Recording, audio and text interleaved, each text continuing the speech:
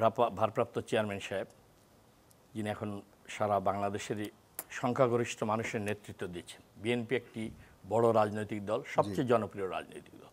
সেই দলের তিনি নেতৃত্ব দিয়েছেন। স্বাভাবিকই সংখ্যাগরিষ্ঠ মানুষের প্রতিনিধিত্ব বিএনপি করছে। জনাব তারেক রহমান সাহেব যে বক্তব্য রেখেছেন, সঠিক এবং সঠিক বাস্তব বক্তব্য তিনি রেখেছেন। আজকে কিন্তু আমরা কিন্তু দেখেন, আপনি যে অনেকে কথা বলছে এক স্বৈরাচার থেকে আর এক স্বৈরাচার যাব, আপনি বিএনপি ভালো চালাতে পারবে কিনা সেটা সংশয় প্রকাশ করতেছেন। আপনি এইটা ডিসাইড করছেন কেন? আপনি জনগণের ভোটাধিকার ফিরিয়ে দেন না। জনগণ যাকে নির্বাচিত করবে তারাই রাষ্ট্র পরিচালনা করবে। এটাই তো গণতন্ত্রের সৌন্দর্য। ডেমোক্রেটিক সিস্টেমই তো এটা। আমরা গণতন্ত্রকে যদি প্রাতিষ্ঠানিক রূপ দিতে চাই, জনগণের ভোটাধিকার অবশ্যই ফিরিয়ে দিয়ে দেবে। তারা যদি চুজ করে জামাত ইসলামকে, তারাই দেশ পরিচালনা করে, তাহলে আপনার মাথায় ব্যর্থ কথা।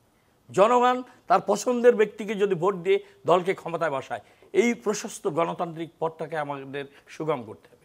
আজকে তো আমরা এখন এই বক্তব্যের যারা সমালোচক তারা বলছেন যে বিএনপির তর সইছে না কেন? না, এই যে 15-16 বছর 18 বছর ধরে তারা যদি ধৈর্য ধরে থাকতে পারে, কিংবা তারা যদি সক্ষমতা এই সরকারকে নামাইতে না পারে, অন্যের উপর সওয়ার হয়ে আইসা এই সরকারকে নামানোর, আমি বলছি যেটা বিএনপি কিন্তু প্রথম থেকেই আমাদের ভারপ্রাপ্ত চেয়ারম্যান, আমাদের মহাসচিব, জাতীয় নেতৃবৃন্দ ডক্টর ইউনূস সরকারকে একদম নিঃশর্তভাবে সমর্থন দিয়েছেন। এই সরকার আমাদেরই সরকার। এই ফ্যাসিবাদের বিরুদ্ধে আন্দোলন সংগ্রামে আমাদেরই সরকার। আমরা চাই না কোনো অবস্থাতেই এই সরকার ব্যর্থ হোক।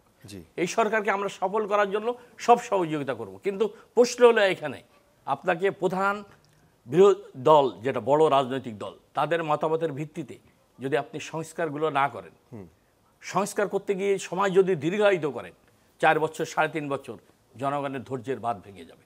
এই সরকারে কিন্তু সেই জনপ্রিয়তা, সেই সমর্থন তার জনগণের পক্ষে থাকবে না। আপনাকে মনে রাখতে হবে, বিএনপি সংখ্যাগরিষ্ঠ জনগণের প্রতিনিধিত্ব করে একটি বড় জনপ্রিয় রাজনৈতিক দল। আচ্ছা, আজকে সেটার জন্য আমি বলছি, আপনি স্বল্প সময়ে গুরুত্বপূর্ণ বিষয় একটি সুষ্ঠু নির্বাচনের জন্য